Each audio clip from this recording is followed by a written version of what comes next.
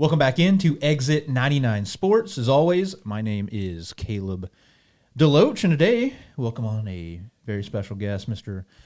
Landon Watkins. Landon Watkins is going to be helping me break down today the Southeast Missourian Christmas Tournament. That's what we're coming here to talk about. But, Landon, before we get into it, talk a little bit about yourself. So I know you're a Jackson alum originally.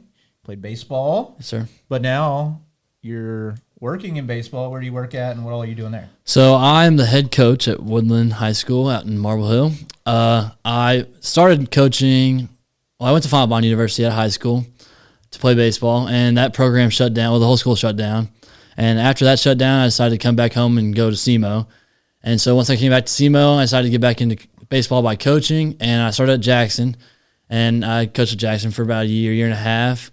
And I decided I was going to be a bullpen catcher for SEMO actually this year. And the day that I was going to meet with SEMO's assistant coach was a day that Tyler Qualls, the old Woodland baseball coach, messaged me on Facebook and asked if I'd be interested in being the head coach. So I went through that whole process with Mr. Layton, the athletic director at Woodland, and Sean Kinder, which is the basketball coach and principal there, and went through that process. And now we had a fall season, so that went pretty well. And now I'm excited to go for the spring season. Yeah, very cool, very cool. Tyler Qualls, also a very, very good baseball player. Very good baseball player. School at Jackson, and then I guess quickly, what was that like at Fontbonne when just you're like, all right, I'm here, we're playing baseball, I'm going to college, and then the college is like, hey, we're about to not exist anymore. What was that like? Yeah, we were at practice one day. I genuinely can't even imagine what that was like. It was like a random Monday morning, and I think one guy said he might have heard something, but nobody ever heard anything about anything going on. So we were at practice on a Monday. I think we just came back from a road trip to Kentucky or something like that. And we came back and we're at practice Monday, and the head coach wasn't there. We're like, okay, he was the assistant athletic director. So we're like, okay, just stuff's going on. He has a meeting. And then he calls our GA and he was like, hey, don't let them leave. No classes today. And we're like, what the heck's going on? So someone looked it up on their phone, and then we found out the school was shutting down. So a lot of emotions going on for the seniors and everything. And for the freshmen and sophomores, it was very what do we do now? Yeah. It was they announced they're going to be open for one more year after that year. But for the freshmen like me, and a couple of my friends, we were we have no idea what to do. They said we could treat it like a JUCO. We could just transfer out. They would help us with whatever we needed. Yeah. So it was kind of a whole process. But God does things for a reason. So I think there's a reason that I'm here right now. And I'm also a coach for the Aces as well. And I started doing lessons at this hat right here, SEMO Diamond Academy. It's out in Jackson now, and really enjoying just teaching kids how to play baseball and have fun while doing it as well. Cool, yeah. Well, that's good, Landon, because I might need you to come talk about baseball when we get closer to baseball. Sounds good to me. Because I try to watch as much baseball around here as possible. The games start too early. Okay? I agree. Too early. I know you need sunlight and things like that. A lot of places don't have lights. I have a job. I get it. I totally get it. But yeah, so like we said earlier, Landon's here to talk about the Christmas tournament, Southeast Missourian Christmas Tournament. We've got 3 of the 4 main teams talk about here: Cape, Jackson, Notre Dame, all involved. And it's been around now for a very, very long time. You kind of have a consistent group of teams now for most all of my memory, most all of what I can recall at this point. It's been the same field. You got the 4 SEMO conference teams that always come in as kind of the favorites. And like I said, during the time I've watched in my life, I can remember since early 2000s, I guess, it's been a rotating cast of small schools that are good. You've had, Will Bogan and Nick Nimchek at Bell City were unbelievable. You've got guys, Scott County had a run where they had, insane groups, Otto Porter Jr., things like that. During my lifetime, then just other teams popping up here and there for a couple of years. Advance a few years back. Huge fan of Advance with Armani. State title run. Oregon went on a state title run. Yeah. There's been a lot of small schools who've consistently made jumps up into it. And this year, just quick overview of it. I'm really excited. Obviously, you have the SEMO conference teams there as always, but the small schools this year are pretty dang good. Like this is one of the, as far as just like depth of good basketball teams. This is one of the deeper tournaments that I've seen For sure. Yeah, I was telling someone today this is probably the best Christmas tournament that I've witnessed in my lifetime. Like he was saying, like there's been some teams here and there that have jumped off the chart a little bit for 2-3 years here and there. Advance was one of them. Like you said, Orion won a couple state titles, well, maybe one here and there. But yeah, I think this year, just looking at it, I mean, there's 8 teams that could compete for. I mean, maybe not the championship, but that third place game, maybe even the championship for some of them. Yeah, like you said, top 8 especially, anybody could beat anybody in the top 8, and it wouldn't be overwhelming surprise. Yeah, for sure. So I think the way we're going to go about it, we're going to go 1 through 16, talk about the teams here, give whatever preview, a little bit of a preview, try to keep it somewhat brief. You know, like I said, I cover Jackson games, so like I can sit here and talk about Jackson a long time if you let me. But yeah, Landon, we can jump into it. You know, start with the number 1 seed, who is Jackson.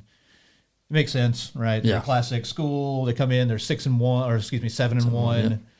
Class 6 District 1. You know, they're playing really, really well. They look good. I mean, what do you know about Jackson? I mean, they're young. I love how they were playing this year. I mean, I didn't expect them to be as good as they have been so far. I mean, coming into this year, you lose Cole Deck, who's, I mean, scored 1,000 points in 2 years basically, which is unheard of at Jackson. And I mean, I knew John was good. I mean, I played with his older brother Clayton for a long time in many different sports. I mean, my sister's in this a senior this year, so I mean, I've heard of this class a little bit, but not too much. Like especially Will Thomas and Ty Forrest, I've kind of heard of here and there. But I mean, guys like Drew Respondick who are starting to get a lot of minutes, and I mean, it's fun to watch. I mean, I really didn't expect them to be this good, but yeah, they look really good. I mean, it's been pretty consistent since Coach Toma took over. They're led by the defense. I interview Coach Brownsburg, the assistant coach, after every game on the radio. And we talk about the same thing every single night pretty much. You know, the defense always shows up. The defense has been playing well all season thus far. I mean, they're allowing 43.9 points a game. And that's against some decent teams. You know, I mean, they face Sykeston already, a Sykeston team that's putting up 80 on everybody they play, except they only scored 55 against Jackson. Yeah. That is Jackson's lone loss. I mean, they held, Rockwood Summit to 54. They held Poplar Bluff to 53. They held Cape to 26. Yeah. That helps out the average. They held Dexter to 43. They just went to Festus and held them to 45. I mean, the defense has been, really special, Landon. That's going to be, that's what I assume is going to end up being a big reason that they can make a run here. For sure. Yeah, I mean, you'll see teams that are scoring a lot of points on average so far, but I think Jackson will. I mean, Coach Toma and Coach Brownsburg are going to have a great game plan together for whoever they play. I mean, I have a bunch of respect for Coach Toma. I played for him growing up, and, I mean, he's always been a great coach, a phenomenal coach. And Coach Brownsburg is the same way. I mean, the way he scouts games and scouts opponents is just unheard of. I mean, especially at the high school level. I love watching them match up against these good teams and hold their own for sure. Yeah. I mean, you mentioned some of them, key players there, Will Thomas and Ty Forrest are the only 2 seniors on the roster. So, like you said, they're a young or inexperienced team. I mean, even Will and Ty, both those guys played some last year on the varsity, but very sparingly. Yeah. And they've already come out this year.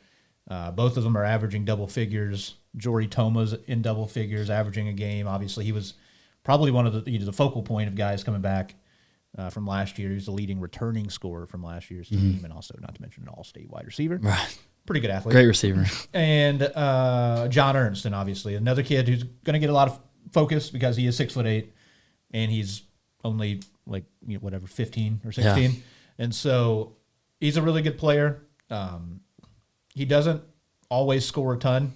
I think he did lead him in scoring against Festus. I think he had 16 the other night. One of his bigger scoring nights he's had.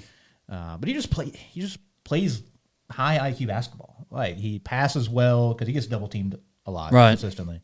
He passes out of the post well. They play through him at the high post a lot. He finds cutters. He's a good passer. Pretty good ball handler for his size. He has some turnover problems here and there. But he blocks shots well on help. I mean, he's going to be taller than every single player in the tournament. Actually, yeah, I think you're right. Yeah. I think he's the tallest kid in the tournament. So I mean, he like the other night he faced a kid that was 6'8" and probably outweighed him by 30 pounds at Festus, and he had 3, 4, 5 blocks on the kid. Wow. Held the kid who averaged 16 points a game to 3. So, wow. Yeah, so I mean, he's playing really, really well on both sides of the ball, and yeah, I mean, there's no reason I don't think Jackson shouldn't make a deep run. No, yeah, for sure. Now we get to number 2, which is the school you work at, and also the maybe the talk of the tournament, honestly, is the 2 seed, the Woodland Cardinals. I don't have all the historical data, but I'm going to just the general assumption is probably the highest Woodland's ever been. It's got to be in the tournament, and for good reason. I mean, they're coming off the Final Four trip. They're unbelievable. They're 7-0. They're crushing everybody they play. Yeah, I mean, it's not even close when they play people. I mean, they have 3 to 4 guys who can score 20 points, and it would not surprise you one bit. I mean, they're averaging 76.2 points per game, which is, for a Class 3 school, is phenomenal. I mean, they beat their first game was against Seymour, which I think they were down by 19 at one point and came back and won. Yep. And I mean, they beat Leopold 2 times. They beat Bernie, Bernie's really good this year too, and then obviously Dexter as well. I mean, kids like Corbin Kinder, who even if he's not on shooting wise, I mean, he can facilitate the offense. He's a great leader, phenomenal leader. And then you got guys like Jackson Shock and Calvin Layton who can make 5 3-pointers a night, and you'd be like, sounds right. Yeah. Yeah, I mean, Corbin Kinder, one of the very best individual players in Southeast Missouri. He is, I mean, he's the definition of a coach's kid, but also unbelievably talented. So he does all the little things. He makes all the right plays. You know, he directs the offense. He's a good passer. Like you said, whenever he, like against Dexter, he really struggled shooting the ball, but it didn't matter. No. He made big plays. He plays unbelievably physical defense. Yes. And that's kind of, you know, the Woodland team as a whole. You mentioned, you know, Kinder, Shock, Layton, the big 3 out on the perimeter. And this is a team that lost, you know, Lane Lee off last year's team, who was a kid who also averaged like 20 points a game. And they're still as good as they are. I mean, Coach Kinder has been unbelievable since taking over there. They lean on the outside shot quite a bit. They're going to take a lot of threes. If they're making their outside shots, they're going to blow people out. For sure. I mean, so you said it. Ugly. Like, even if they're not hitting shots, like they struggled against Dexter the other day at times, especially early when they fell behind, and they were able to fight, claw back. They played relentless defense. They can pressure when they need to, but yeah, I mean, they're just they play basketball at a very high level, and I mean, they're in the bottom half of the bracket. I mean, it's huge. There's some open run lanes, but there's some really good teams in the bottom half of the bracket. But I mean, I feel like at this point, there's a lot of people who maybe think Woodland is the best team in the tournament. For sure. I mean, they're very easy to root for, and that's not just me saying that because I work there now. I mean, my senior year was Corbin Kinder's freshman year. I mean, that's when I noticed him like right away. I mean, he is a lot of fun to watch. He's a great kid. I mean, I think all the kids at Woodland, I mean, they're just fun to watch. I mean, they play hard, they play fast, and I mean, the community that support there is awesome as well. So I mean, they're very easy to root for, and I mean, they're coming in as the team to beat, other than Jackson, of course. Yeah, I mean, they're a hot shooting team. They're relentless on defense, and you mentioned we talked about him. Corbin Kinder, the stud, all around player. Jackson Shock, former Jackson kid. That's right. I watched a lot of Jackson Shock JV basketball a couple years ago. I mean, he's one of the streakiest kids in Southeast Missouri. Yeah. If he gets like on a heater, he's going to start taking just other area code threes in people's face. He's going to tell you that he's making threes in your face. He's very, very fun to watch. Calvin Layton, maybe the opposite in a lot of ways. Yeah. But Calvin Layton, huge night the other night against Dexter, coming in clutch, hitting those late free throws. And then, inside, they don't have a lot of size. If there's anything that's going to be an issue, is just the size overall. But, you got guys that compete. Peyton Meek was on the team last year. Cameron McCormick inside, really, really strong physical kid. He had some big games as well. Yeah. Like if he matches up against a team who also doesn't have anybody over 6'2", he can dominate inside. Yeah. They ran into a very good Cape team that was playing really well last year and kind of got blown out in this tournament. But there's not a team on that half the bracket right now that has that kind of size, length, athleticism, playing at that level. And so, yeah, I mean, Woodland's nasty. You mentioned the win at Bernie where they pretty much controlled the game, won by double digits. That's a huge win. That's Bernie a good win. At yeah, they are. They're very good at basketball. So Woodland's very, very dangerous. I have high expectations. I 100% agree. The 3 seed. Now this is the ultimate question mark team. Cape Central. Cape Central's a 3 seed. They're behind Woodland. If you said that in a vacuum, if you said that 4 years ago, I would think you were under the influence. Cape Central is 3-5. They're in Class 5, District 1. They're a big school. You know, they're averaging 54 points a game. They're giving up 56 points a game. Why are they here? It's because of the health of Tyshandra Edwards. Mm-hmm. We don't know what's going on with Tyshandra Edwards necessarily. We don't know if he's playing. They had the seed meeting that was covered. You know, Southeast Missourian guys said, "Hey, I think the news was there is no news." So we don't know if Tyshandra Edwards is playing for Cape. They can beat anybody in South for sure, and they're dangerous. When Tyshandra Edwards is not playing, it gets clunky. Yeah, I mean, if he's not playing, they could probably lose to. I'd say all the way to Kelly, honestly. I think it would be a close game with Kelly, but I don't know if that's crazy to say, but, I mean, without him, they have not looked good at all. I mean, I think they only lost to Jeff City by 4 or 5 the other day. Yeah, they played a competitive game against Jeff City. I mean, it feels like maybe it's starting to come around a little bit for some of the guys. I mean, they have, the pieces around. They have good pieces, right? They've got Goliath Morris Young inside. Mm-hmm. Goliath Morris Young is probably one of, if not the best athletes in the entire tournament. He's 6'4", long, can get off the ground quickly, super strong kid. Inside, he's going to be a problem for most every team. But you got him, and you just got a lot of inexperience around him. It's kind of the big issue. Right. You lose, the starting backcourt, Mateo Rivers and Marquez Mills from last year, who did a lot. There's no Antonio Sims. I don't know. No Antonio Sims. So you lose at the moment with no Tyshandra Edwards. You've got 4 out of 5 starters are gone. Mm-hmm.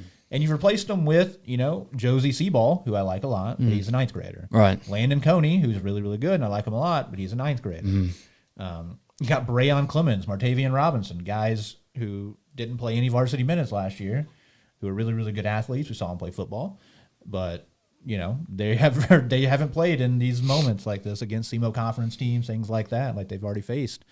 And it's been an issue at times. They struggled mightily after Edwards got hurt in the SEMO conference tournament. I mentioned that third place game, Jacksonville, 26 points. That was an ugly watch. Insane. I mean, the Dexter game was almost as painful. I did a color commentary in that game, and they didn't score for the first 4. Neither team scored the first 4 minutes of that ball game. They got held to 42 points. Did Tysandre play that game? No, he got hurt early against New Madrid. That's okay. That's what I thought.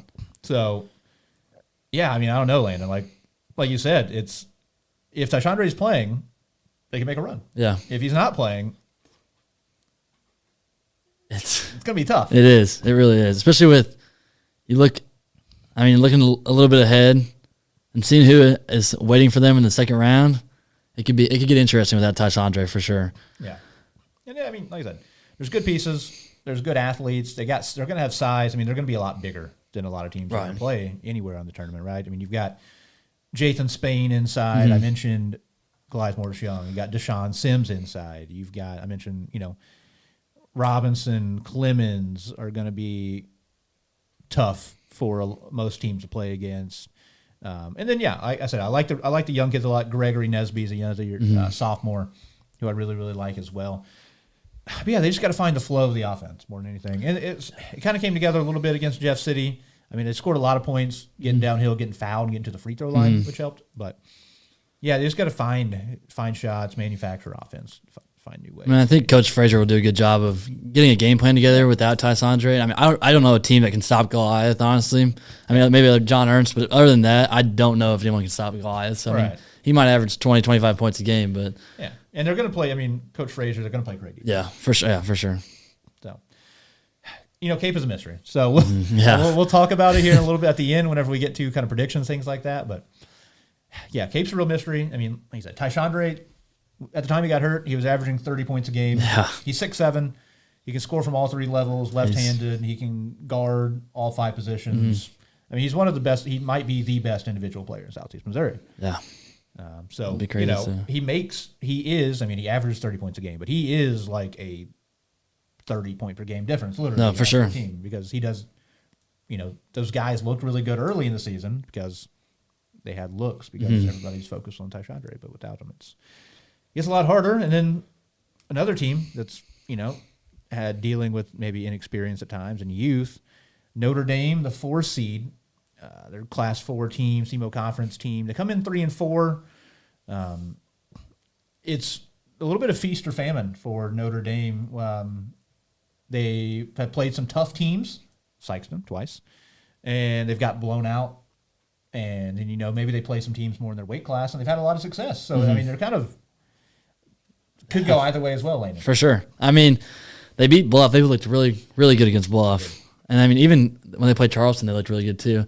I think you're talking about how you're talking about Woodland a while ago. I mean, if they make shots, they're going to be hard to beat. Yeah. But I mean, if they're cold, I mean, it could be a night where they'll be easy to beat. I mean, they played Farmington, and I think they were winning at one point. Right. And then I think they just kind of got cold from 3. And I mean, even against Sykeston the second time, they were, I think, close at halftime. Maybe it was a close game at halftime. And then Kobe Thomas decided to make 10 3-pointers. Kobe Thomas has scored like 40 points, which so I mean, makes your life difficult. But also,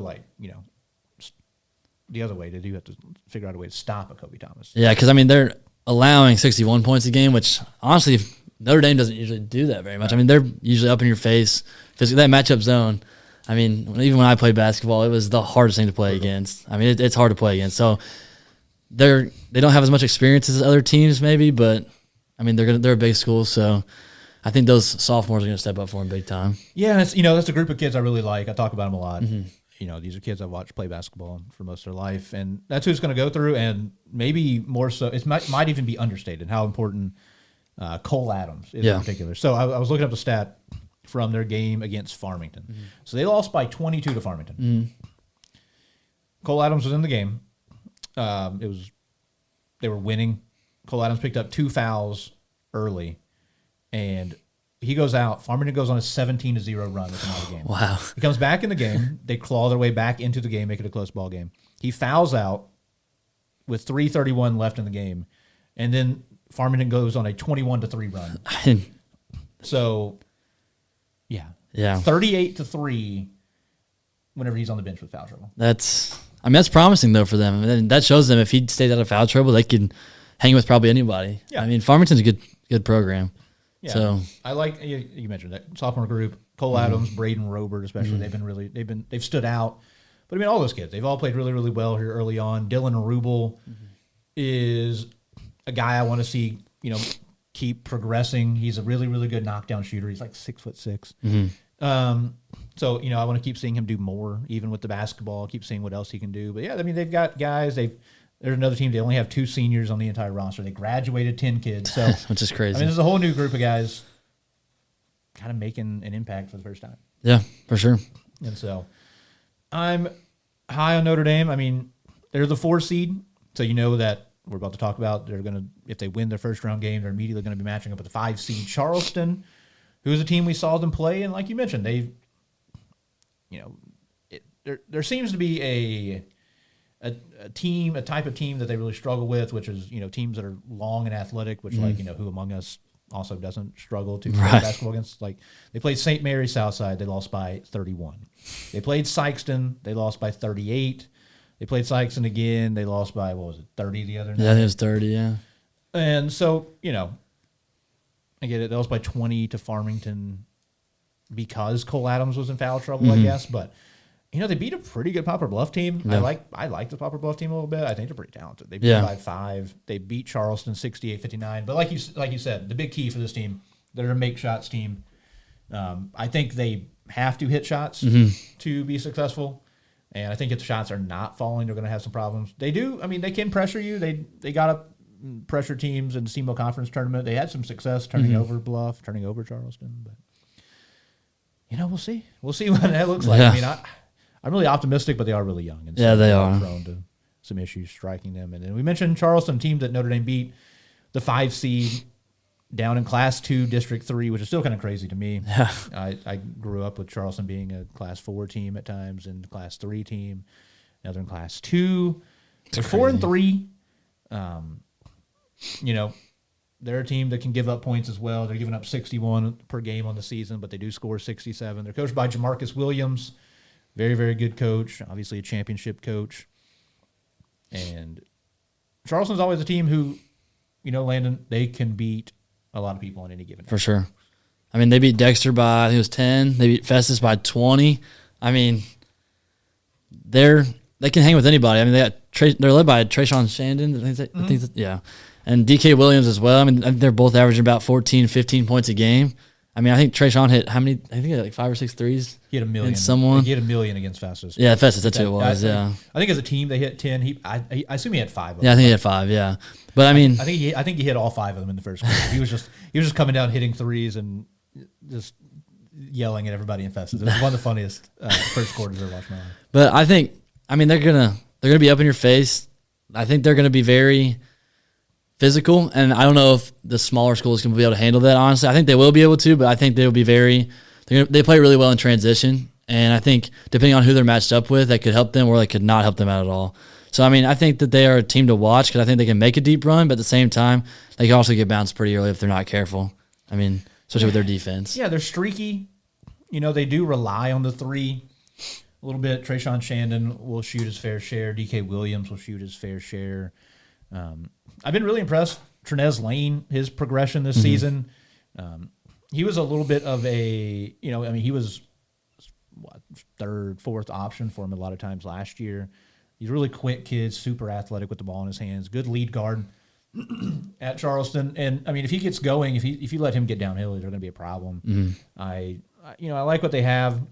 I like what they can do. And I mean, it wouldn't surprise me to see them in a semifinal making life difficult on Jackson. Oh, for sure. I mean, if you let them hit shots, they're going to be a tough out. Yeah. They could beat anybody in the tournament if they're hitting shots. And so I do like this Charleston team a little bit. They're a team that brought back a lot from last season. They lost Deshaun Henderson inside, big kid who was, a big difference maker. He's a tough mismatch inside. Yeah. So they've kind of been trying to find their way. Like DK Williams is a big kid. But he's not a big, low post guy whatsoever. He's not doing a lot of work. He's not doing a lot of his work around the rim per se. He does like to shoot a lot of corner threes, things like that. Yeah.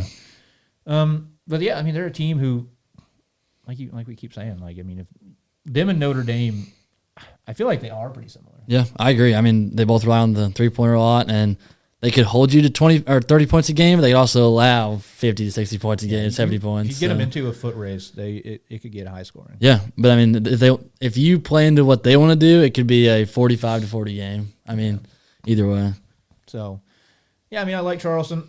They're an interesting top of the bracket. You've got 3 SEMO conference teams, upper half the bracket. So it could make for a very interesting, second round, semifinal, and 5th place bracket. Yeah.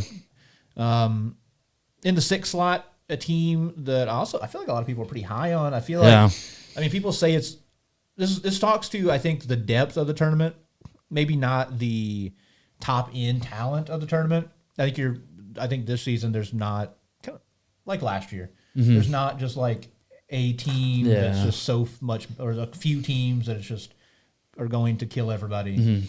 Where, Scott City's a 6 seed. It's like, hey, we're being underrated here as a 6 seed. But even then, you're like, but Charleston, Notre Dame, who are you going to jump ahead here? You could be ahead of both of those teams theoretically, but Scott City looks pretty good, Landon. They do. I mean, they're 4-1 so far. They average 77 points a game, which is phenomenal. I mean, and those aren't teams those aren't bad teams they're playing against. I mean, they beat New Madrid by 20, 30. Yeah. I mean, they beat Kelly pretty handedly. I mean, their only loss is to Farmington by 8, which, I mean, that Farmington loss, if you look at it, is kind of concerning since, I mean, Jackson did beat them by 10. So, I mean, if people are high on them, I mean, I think that I wanted that game to be a little bit closer. But I know that Jackson Gloth is returning, I think. I think he was hurt. I think he was out for that ball game. Okay, so, I mean, that might be. I think he might have come back against New Madrid. Okay. Well, I mean, their offense is, I mean, if they get hot, that Max Snyder kid, I mean, if he last year against Notre Dame, I think what do you have, like 7 3-pointers or something like that? I mean, that was one of the most fun games I've ever watched in a Christmas tournament. Yeah. I mean, they bring a lot of energy. They're coached well. I mean, they lost Kobe Watson, who's going to be a big loss for them, but I think with Jackson Goloth and Max Snyder leading the way, and I think that the Braden Walton kid too. I mean, those 3 kids alone might keep them in any game that they play in, honestly. Yeah, and they're coached by Mark Dannemuller. He has been there now for, I think, 20 years. It's been a while. He's the all-time leading wins coach-wise there at Scott City. And yeah, I mean, I really, really like the team a lot. I mean, last year they were so much fun, like you said. All season long, in the tournament, they were a ton of fun. They destroyed Notre Dame. Then they played, I mean, one of the more entertaining games of the tournament against Jackson. Very tight game. And then they played a very, maybe the most fun game of the entire tournament, the third place game against Woodland. Yeah. Yeah, I mean, they're just really talented. They lose Kobe Watson, who was the biggest kid, the leading scorer on last year's team. He was a 3-level scorer. He was a lot of fun to watch. He was kind of the difference maker, I feel like. He's a kid that could have been a starter on a SEMO conference team. Yeah. And so that's a big loss. It was Jalen Rulo, starting point guard, who kind of ran the show. Really good, defensive point guard as well. But yeah, the pieces they brought back were a lot of guys who were young last year that really showed out, especially in this tournament for a lot of people where they kind of broke out. You mentioned Braden Walton. Braden Walton, good size, strong kid, can get downhill, can score inside, also a very, very good shooter. That's a big – I mean, this team can shoot the ball too. Yeah. I guess that's kind of the way things are nowadays. A lot of teams can shoot the ball, or a lot of teams rely on the 3 at times, which I always joke about. I graduated in 2013, and we had shooters on the team. There was 2 kids that were allowed to take threes when I was in high school, and so I mean now it's just everybody can shoot. Shoots. We would have never played again if we shot a step back three. And now it's every possession. That would have also been a travel. Yeah. It's new world. But yeah, Braden Walton can shoot it. He's a big kid. Caden Lowry can be as good as anybody whenever he is playing at a high level. He's a super talented 3-level scorer. Max Snyder is an elite defender outside. He looks bigger than he was last year. I watched him play a couple games. He's 6'3" plus now, I think. Oh, wow. He looks bigger than he was a year ago.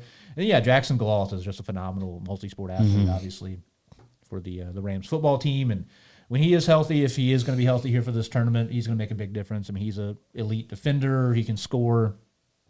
And yeah, I mean, when they're healthy, they're going to be tough out. I mean, you alluded to it earlier. There's a real chance that they're in the semifinals. Yeah, for sure. And that, I mean, looking at a Woodland Scott City semifinal, possibly. I mean, that could be a very, very entertaining game to watch for sure. Yeah, and their win against New Madrid really impressed me. New Madrid's not a bad team. Yeah, I mean they took record is not very good, but I mean they look all right. Jaden Williams is a phenomenal. I mean they took Cape with Tysandre down to the last quarter. I mean it was a close game. I was really, really impressed by that win. So yeah, Scott City's very, very good. I'm going to be interested to see what they can do. We might be talking about an upset later. Yeah, possibly. So on the 7 line, once again, just talking about how good this tournament is. I mean, it's crazy. Bell City is the 7th seed. They are 6-1. They won the Orin Invitational. Yeah. Bell City is good at basketball. They are. They're the 7th seed. They are. This tournament is loaded. It is. What all do you have on Bell City? So they've got wins against Leopold, which I mean, great win for them. Chaffee, Advance, Scott County Central, who are all in this tournament. Their only losses to Bernie. I like watching. I mean, they're averaging 60 points a game, but I mean, I think that they are a team that takes long possessions, grinds you down. I mean, they wear you down the entire game. I mean, they are very physical. They slow the game down to what they want to play in. I mean, they allow 48 points a game. I mean, they're led by Jake Asher and Juan Hernandez, which Juan Hernandez has been one of my favorite players to watch for the last 3 years.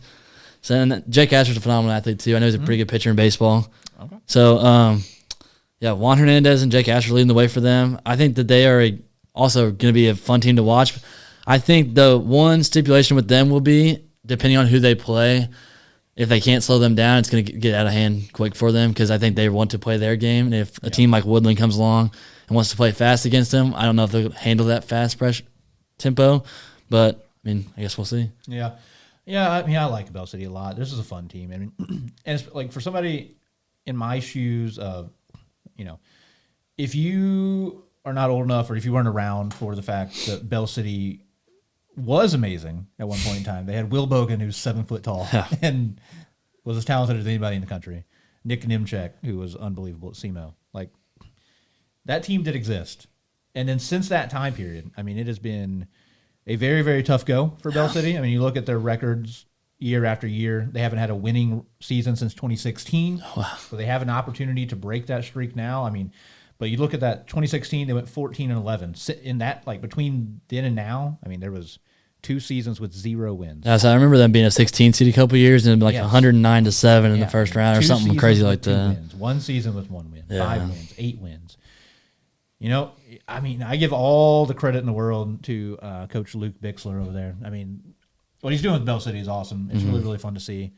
And yeah, I do hope they go out. They went 500 last year, 14-14, and I hope they're able to get over the hump, have the winning record this year. You mentioned Juan Hernandez. Juan Hernandez can score with just about anybody in the tournament. Yeah. He's a phenomenal guard. He can shoot it from every level. He does not need a lot of space to get a shot off. And then inside, I really like Cale Richardson. Yes, I meant to say that name too. Yeah. Also phenomenal baseball player. Really? Oh, yeah. He's committed to Jeffco. Like 200-pound kid. Like, I mean, he is a strong physical kid. He's going to be very physical inside. If he's able to stay out of foul trouble, I think they're going to have a success.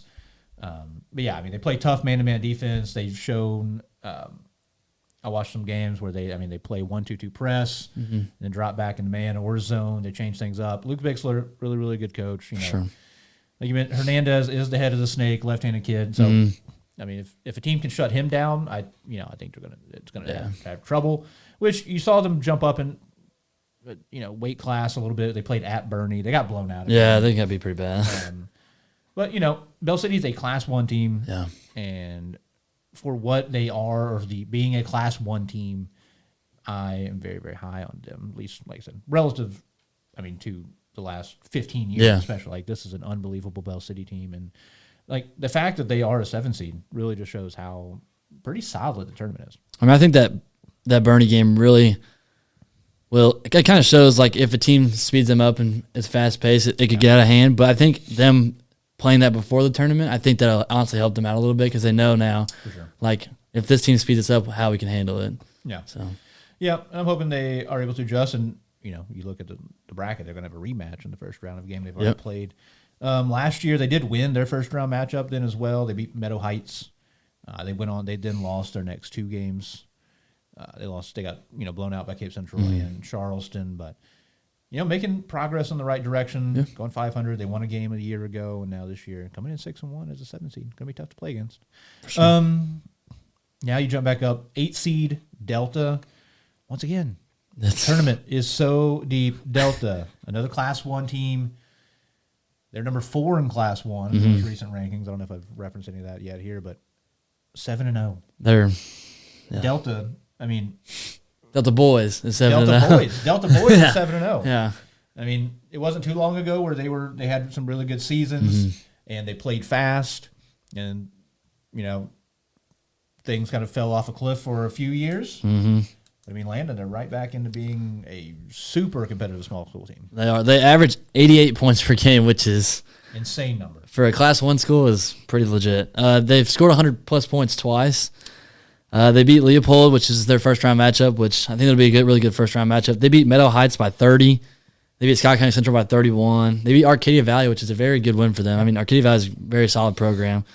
I mean, they have another Berry on their team. I think his name's Isaiah Berry. Yeah. Yeah. I mean, I don't know where all these Berries are coming from, but they are phenomenal basketball players. I'll tell you that. Yeah. But I mean, I think they're going to be a really fun watch and a team to honestly watch out for. I mean, I know they'll be matched up with Jackson if they win their first round game, but I mean, the only thing, they could make a run at the 5th place game or even take Jackson down to the wire, kind of like how Chaffee did last year. Yeah. I think that's very, very possible.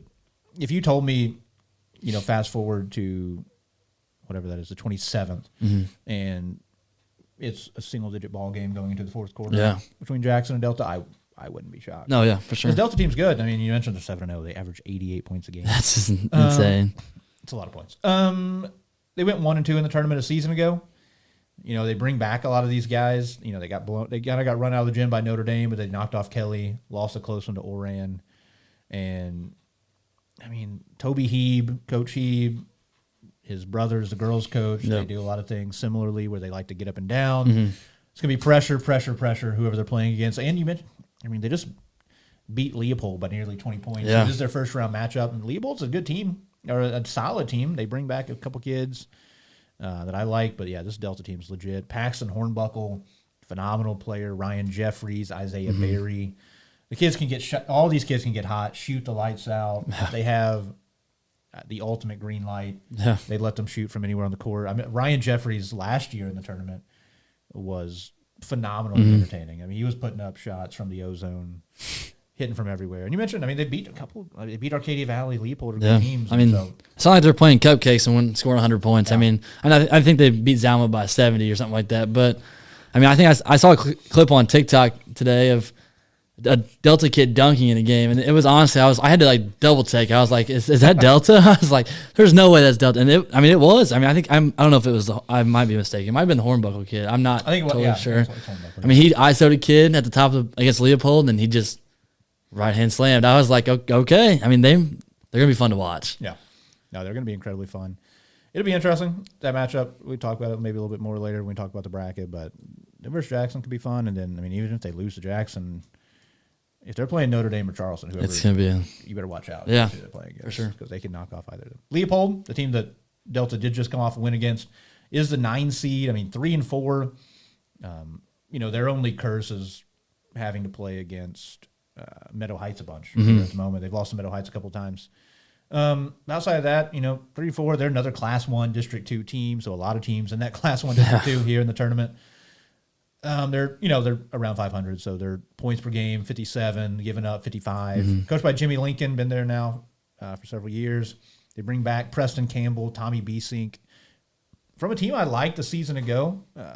They graduate some boys off there, but they got third in the Woodland Invitational. They beat East Prairie in that, and it's kind of one way or the other. It kind of feels like they are probably properly seeded, where teams ahead of them seem pretty firmly better, whereas all the teams lower than them, I feel like they can beat. Yeah, I don't think the record does them justice. Them being 3-4, they've lost to Woodland twice by 15, 17. I think the 17-point game, Woodland was actually only up by 2 or 3 going into the fourth quarter. So it was a close game, and then they lost to Bell City by 5 and Delta by 17. So their 4 losses are against.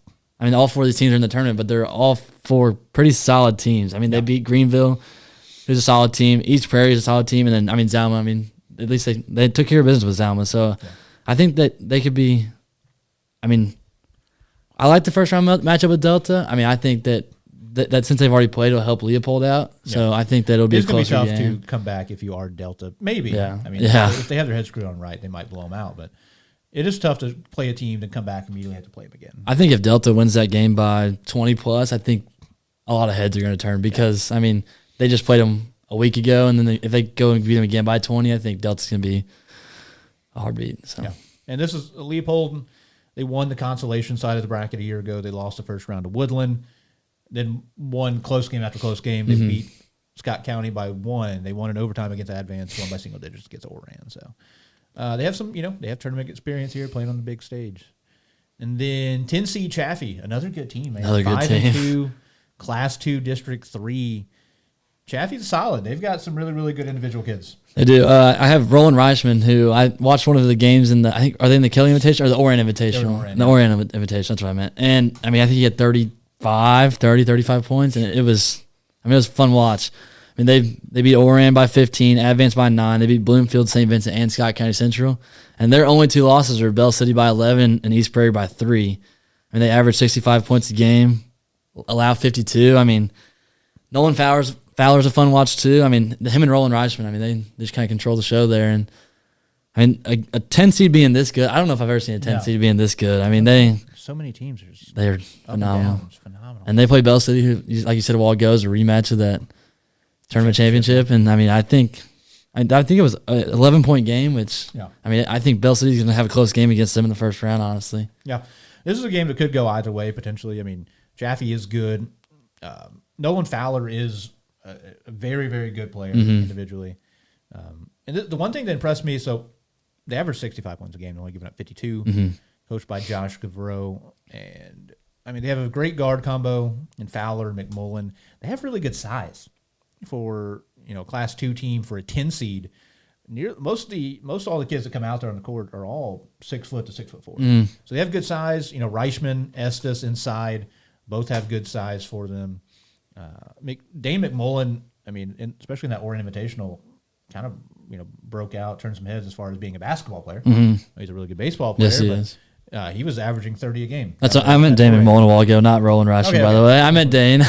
Those two I get confused a lot. So yeah, I mean Dane was unbelievable in the tournament. Nolan kind of struggled early on in the season, keep going, but I mean, if you get both those kids hot, I mean, Nolan Fowler, took it to Jackson last year and made that a very competitive game last season. I think he guarded Cold Deck the whole game, which is, yeah. I mean, I think he not shut him down, but I mean, I think he limited him for sure. Yeah. And so, I mean, he's got good size. He's a 6'3" guard. A year ago we mentioned it. They beat Oran. They were in the 8-9 game. They lost to Jackson by 11, but they held Jackson to 49. Yeah. Then they played another close game against Notre Dame. They lost that 54-46 in the tournament. So, yeah, I mean, this Chaffee team, I mean, they're very good. They are. Once again, I'm going to say it 1,000 times. Like, this team being a 10 seed in this tournament is pretty crazy. It is. Yeah, I mean, to beat St. Vincent, It's a good win. Field by 30. Yeah, I mean, they beat a good Advanced team who we'll talk about now. Advanced is the 11 seed, also in Class 2 District 3 with Charleston and with Chaffee, and also Bernie, also Tuxaco. Insane district, yeah. In the state. I mean, they're an 11 seed. They're 3-3. They're a team that I like a lot. I don't know how they'll do in the tournament here. They're 11 seed, matched up, Scott City first round. Going to be a tough matchup, but I mean, after that, I expect them to beat potentially Meadow Heights, whoever. But 3-3, they are averaging 55. They're giving up 60. They're coached by Ethan Barr. Shout out Ethan Barr. Kid was a beast in the post back in the day. And they've got, a talented team, pretty decently sized team. They've got every person last name Rogers in the tournament roster as well. No kidding. Hunter Rogers, good player. Brody Rogers. Rogers looks like another kid who's grown a couple inches since I think I was listening to the broadcast of the Oregon Invitational. They said he was 6'6". Oh wow. Drake Ford, really, really good player. I mean, once again, for an 11 seed, I like the Advanced. Yeah. And they have another Jackson kid, Caleb Henson, who also went to Jackson. Yeah. I mean, I think they're good. They beat Westwood Baptist in that tournament, Richland and Bloomfield. And honestly, their losses really aren't that bad. They lost to Chaffee by 9, Bell City by 8. Yeah. I mean, they lost to Puxico by 33. But, I mean, if you don't lose to Puxico by 33, you're legit. So, I mean, I think Advance is – I mean, they have Jameson Hamlin as well, who's also a pretty good athlete, another good baseball player too. I mean, I think, again, another good 11 seed who could – I mean, when you get to the consolation side, if they don't beat Scott City, I mean, they could make some noise in there for sure. Yeah, they could be in the Consolation Championship. For sure. That surprised me. Yeah. And, this is a team that's building off of they've had this is a program that's been really, really good for most, since I've been in high school, right? Yeah. I mean, you look up and down the years, they spent most years winning 20-plus games. They've gone to Final Fours a decade ago. I mean, even in the time since then, they've won 20 games several times. They've had a little bit of a lull, right? They won 6 games 2 years ago, 7 games last year. They're looking to get back to where they were. And, I'm optimistic. They have a good coaching staff, young coaching staff. Coach Bard coached the girls for a couple years when they started their program. They got Jack Ballou on the coaching staff. That was a kid who could really score some points. Last year, they lost to Cape in the first round. They beat Meadow Heights, then lost to Leopold in overtime. So, I mean, I don't know if they're going to win I don't think they're going to win the first round game, but if you told me that they're playing on day 4, I would not be surprised. Oh, yeah, for sure. I think they could make some noise in that Consolation Championship. So in the 12 spot, you've got Kelly. Landon, what do you know about Kelly? Kelly is, I mean, they are very young. They have a lot of young kids. They graduated a lot. I mean, the last 3 years, I know they had Ross Peters last year who would average 30, 35 points a game. And even before that, they had Dalton Fork, Michael Dollins. I mean, those were fun teams coached by Coach Trimmer, who is one of the best coaches in Southeast Missouri history, I think. Mm-hmm. I mean, I think their 4 losses are Richland by 2, Westwood Baptist by 2, and Crothersville by 6, who has a good basketball program. I mean, they lost to Scott City by 19. I mean, I think that they beat Scott County Central twice, and they beat Perryville in triple overtime the other day, I saw. Yep. So I think, I mean, they got some good kids. They're very young, inexperienced, but I think that they can hang with almost anybody, I think. I mean, they're a good 12 seed, but I think their inexperience might hurt them a little bit, but I think that them being young also could help them out a little bit too. Yeah, now they're coached by Devin Hiring. Yeah. You mentioned it. I mean, the question mark, there's no more Ross Peters. You can't say go score every possession for us anymore. So we'll see how that comes up here on a big stage with a lot of guys who may be a little inexperienced being the man on a big stage. I mean, it'll be a tough first-round matchup, obviously. They play Charleston, but I mean, they're averaging 60 points a game. Yeah. I mean, the offense is definitely working. And, you mentioned they're close. They keep losing a lot of, single-digit ball games. Yeah. You just feel like if they just keep that. Right there. They're right there. Yeah, they just take another step forward. Yeah.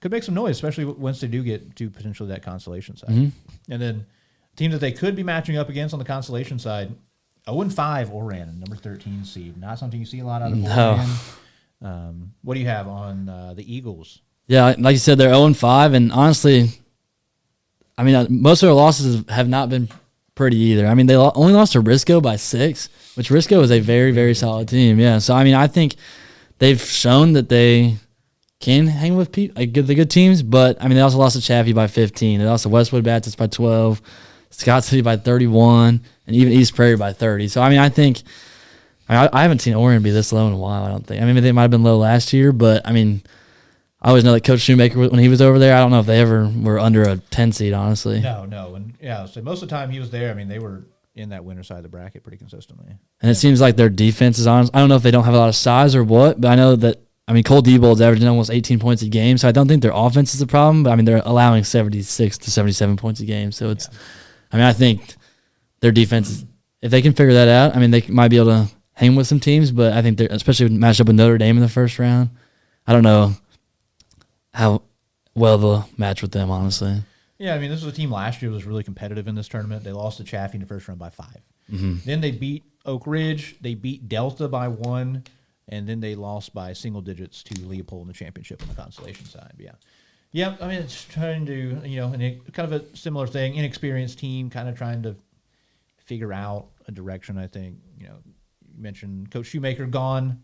Cole Diebold is a good player. Coach Corey Davis there trying to right the ship, trying to find the right direction. Hopefully that could happen here. It could be a matchup against Kelly where they might be able to turn things the right direction and see where things go. 14 seed Meadow Heights, 2-4. They're a Class 2 team as well. I mean, they're another team that they're 2-4, and they had one game where they won by 1 million points. I believe. Yeah, it was Zalma. Yeah, Zalma helps out the scoring average. Yeah. But I mean, they're a team that comes into the tournament averaging 65 points. Yeah, I mean, I don't know much about Meadow Heights. I couldn't find much about them, but I do know that I think they're pretty young as well. Right. I know they graduated like Caden Hayes a couple years ago. I mean, they've had some talent in the last couple of years, but I think they're kind of going through that rebuilding process right now. I mean, they lost to Marquand by 12 and Bismarck by 16. They lost to Delta by 30, but, I mean, Delta's been kind of controlling things so far. Yeah, and you look at the roster, you said super young. I mean, 2 seniors on the roster, Mason Mayfield, John Bollinger. Only 3 juniors, Riley Smith, Isaiah Long, James Gonzalez. Only 5 upperclassmen. Yeah. They've got a big 9-man sophomore class, 6-man freshman class. So, this year might not be the time for Meadow Heights. Yeah. But I mean, it's a team that's going to be building for the future, and hopefully in a couple of years you see them back in here. They're creeping up into those single digits. For sure. And then you get into the 15, Scott County Central, another one for some of us older crowd. Sounds crazy. 15 seed, 1-5. Class 1, District 2.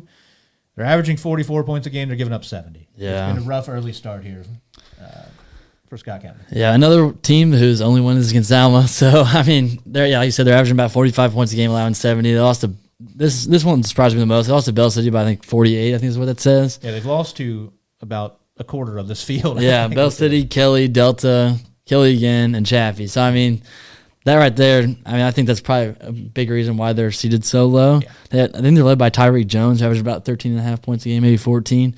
I mean, Yeah, I don't know much about Scott County Central, but I do know that I think they're also going through a rebuilding process. And they lost to Delta by 51. So, yeah, a couple kids coming back. Javante Thatch, Cameron Bean, who made some plays last year. But, yeah, it's definitely an uphill battle for them now for the Braves. And then finally, number 16, Oak Ridge, Class 2 District 4. I mean, they have 3 wins on the season. Yeah, they're 3-6. 16 seed with 3 wins might be one of the most I've ever seen. I mean, they're averaging 50. They're only giving up 61 a game. They're coached by John Oldham, his first year as the head man there. The former head coach, Bryce Haas, now JV coach at Jackson. Bryce. Yeah, Oak Ridge, another team. They've won some games here, Landon. You know, obviously they're going to be the 16 seed. Things are probably not going to go well in the first round. Yeah. But, you know, another solid, very low-ranked team here. I think this might be one of the best 16 teams. I'm not even trying to... Not even being disingenuous. No, that's what I'm saying. Yeah, I've seen... 3 wins for a 16 seed is incredible. I mean, I've seen teams in the first round, I've seen I think Charleston, when Rico Coleman was there, I mean, they were scoring 110 to 5 against teams like Bell City. And yeah. I mean, you got Oak Ridge. I mean, they only lost to Delta. This sounds crazy, but by 27. I mean, they only lost to Meadow Heights by 4. Yeah. I mean, they've lost to Woodland by 52, so I think that's probably a big reason why they're in this 16 spot. But they beat Bismarck. They beat Crystal City. I mean, they beat Eagle Ridge, which I don't think Eagle Ridge is... Scored 99 against Eagle Ridge, so that's... I mean, scoring 99 points... is tough. I mean, a 16 seed scoring 99 points, I don't think if you go back and look, I don't know if you'll ever see that. Yes, it's wild. Yeah. Yeah, I mean, they're another team. They lost quite a few guys off last season's team that were pretty good players. Cohen Haas, guys like that. And they're another one similar to Meadow Heights, who a disproportionate amount of guys on the younger side on the roster. You know, 3 seniors in Dane Cox, Jane McAllister, Cade Schilling, who make an impact. Only 4 juniors, a lot of sophomores, a lot of freshmen, and you know, a group where I've heard positive things. Coach Oldham's getting things going where they're building that culture of discipline. Apparently, he's running a tight ship over there. So it's a team I hope to see make a leap off that 16 line. Yeah, for sure. I mean, I think they're promising. I mean, like I said a while ago, them scoring 99 points as a 16 seed, that's unheard of. So, so that's kind of the conclusion of the teams. And yeah, I mean, we talked about it. Like, the depth of this tournament is just so strong. Like, you've got a 16 seed that scored 99 points. You've got an 8 seed that is averaging 88 points and they're undefeated. You've got a 10 seed with, guys like Nolan Fowler, Dane McMullen, and these kids out here. You got an 11 seed like Advanced, who's good, who's playing good basketball. Good, solid team. The Rogers boys, and they've got all these kids that are playing well. I mean, this is a deep field, so it's gonna be tough here. I mean, we're gonna make some predictions. We're gonna be wrong about a lot of predictions. For sure, I'm the worst at making predictions. My March Madness brackets are never pretty good. I'm terrible at this. I'm terrible at fantasy football. Yeah, me too. So we'll see how this goes. So, I mean, we'll start first round, start top of the bracket. If you're watching, listening along, and play along with us here. I mean, 1 seed Jackson, obviously pencil into the second round. But I mean, jump straight in, 8-9 game. I mean, where's your head at there? I mean, Delta coming off the win over Leopold. That's kind of where I'm leaning. Yeah, I think I'm going to go Delta as well. I mean, I think Leopold could keep it close early. I just think Delta, I mean, it seems like they can score, 100 points in a game. So I think the bigger court might hurt their transition offense a little bit. I mean, I don't know. Maybe not. But I know that SEMO's court is a little bit harder to play on, so maybe they won't score 100 points in the first round. But I mean, you could still see them score 75, 80 points against Leopold. I wouldn't be surprised. I'm expecting a big output. 9 p.m. game. That's a fun one. We'll check it out. I expect a pretty big crowd there late in the night, so it'll be a fun one. I know I'll be there. I might be there. I'm going to be there. I'm going to be calling games. All right? I'll be there at 9 a.m. We'll see if I'm still there. Yeah, that's true. I don't know. We'll TBD on if I make it 12 hours day one. So keep going down the line. 4-13 Notre Dame, Oran. Oran winless right now. Notre Dame has their fair share of issues, but I'm leading Notre Dame. Yeah, I think Notre Dame will take care of business, and I think Oran will have quite a few problems with the matchup zone. Yeah. In the same next line, 5-12 game, I've got Charleston winning that. Charleston is a feast or famine team at times. They can put up a ton of points. They can look really, really good. They can struggle for stretches. But against Kelly, I think either way, they're going to come out with a win. I agree. I think it might be closer than people think. I don't think it'll be an absolute blowout. I mean, I wouldn't be surprised if Charleston won by 20 plus, but I could also see Kelly keeping it within 10 to 15 points as well, honestly. Yeah. Then another one, Woodland taking on Scott County, a one-win Scott County team. Woodland, who's another team that we might be on triple digits watch. I think Woodland might score 100 points. I don't know if Jackson will. I think Woodland probably will score 100 points in this game. Yeah. Woodland, you can pencil in. And then you get a rematch here. 7-10, they played each other in the championship over in Oran. Bell City Chaffee, I mean, we talked about it. Both they match up pretty well size-wise. You've got Bell City in that game took a pretty sizable early lead. They played nasty defense. They gave Chaffee a lot of problems and still won by double digits. Where's your head at? You gonna go Chaffee? You gonna go Bell City? My head's want me to say Chaffee, but I think my guts tell me to go with Bell City. It's hard to beat a team twice, but I just think Bell City's defense is just too good. Yeah. I think this game might come down to the wire. I mean, 7:30 game. This could be This could be the closest game. I think this might be a five point or less game. I think I'm gonna go Bell City here. I don't know. Yeah. I want to say Chaffee, but am I going to stray? Am I going to pick an upset here? I know. That's what I was looking at. I don't know if any other upset would happen in the first round. How do I want to go? You know what? I'm going to go Chaffee. Okay. I'm going to go Chaffee. As you see, I'm literally writing it down right now. This is the one decision I couldn't make. I'm going to go Chaffee. I'm going to be a believer in lights or bright Fowler and McMullen combo. I think that might be it. But Bell City could suffocate them and win by 10, and I wouldn't be surprised. Yeah, either way. I mean, bottom part of the bracket: Cape Central, Meadow Heights. Cape has had problems. They're on the, they're struggling right now. They're down. They're on a losing streak.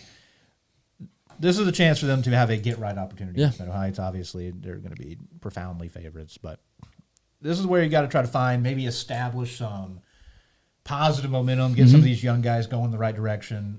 Guys like Jaden Johnson have looked good at times. He can hit shots. Goliath Morris Young can score 30 in this game if you want to. Yeah.